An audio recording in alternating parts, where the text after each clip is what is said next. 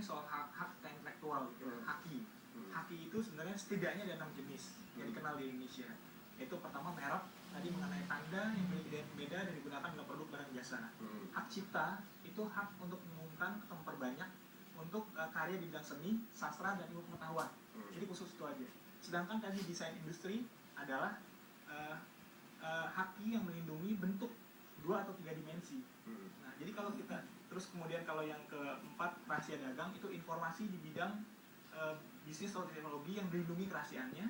Kemudian ada paten itu kita soal ngomong penemuan teknologi di bidang teknologi seperti handphone, laptop segala macam. Dan yang terakhir desain tata letak sirkuit terpadu. Itu soal susunan tata letak komponen listrik. Nah, yang paling relevan kalau kita ngomongin soal kreativitas di bidang fashion segala macam itu emang 3.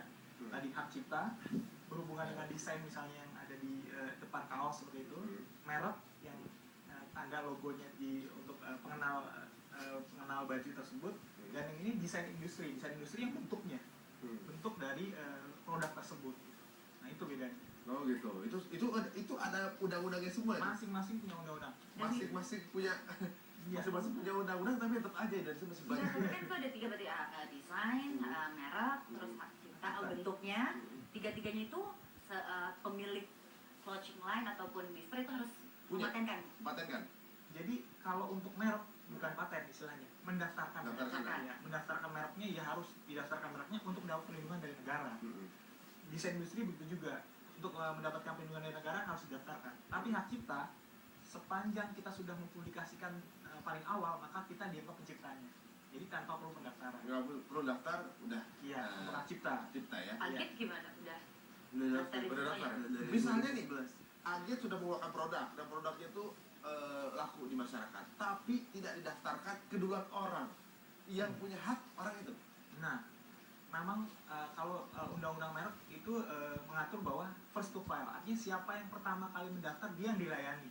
Gitu, dia yang dilayani. Jadi memang kalau misalnya tadi Agit udah produknya udah kemana-mana tapi lupa mendaftarkannya, ya bisa saja orang mendaftarkan duluan dan bilang sama Agit, kamu nggak boleh pakai merek lagi karena sudah didaftarkan. Bisa ya kayak gitu. Atau kalau produksi lewat saya ya.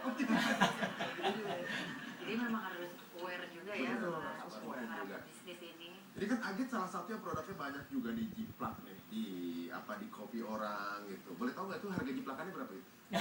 Kurang tahu nih. Kurang tahu, nggak pernah nanya. Nggak pernah beli jiplakan sendiri? Iya, buat ngetes gitu, buat evaluasi, lihat hasil kualitasnya apa segala macam gitu kan.